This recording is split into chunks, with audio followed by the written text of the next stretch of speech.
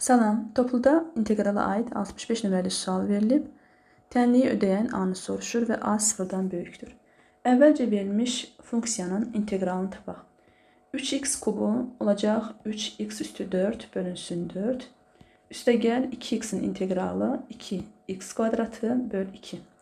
Biz bilirik ki, burada yadımıza salırıq qaydanı. X üstü n-in inteqralı x üstü n plus 1 bölünsün n plus 1 üstəgəl c. Burada da eyni qaydadır. Bunu mötərizəyə salırıq.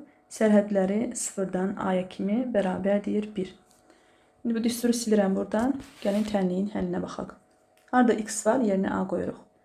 4-də 3a üstü 4 üstəgəl a kvadratı. Çünki burada ikilər ixtisar gedir. 0 yerinə qoyanda elə 0 olur. Ona görə 0 qoymağa ehtiyac yoxdur. Bərabərdir 1. Hər tərəfi 4-ə vururuq. 3a üstü 4 üstəgəl 4a kvadratı minus 4 bərabərdir 0.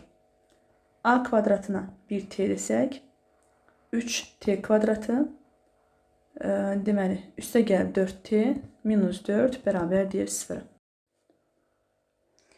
D bərabərdir 4-ün kvadratı 16 üstəgəl 12 vur 4 48. Diskriminant olacaq 64. T1 bərabərdir 2 vur 3-də mənfi 4 üstəgəl 8. Yəni 4 böl 6. Bu da bizə verir 2 böl 3. İkinci kök mənfi olacaq. Bu kənar kökdür. Çünki biz onu a kvadratı ilə işarələmişik.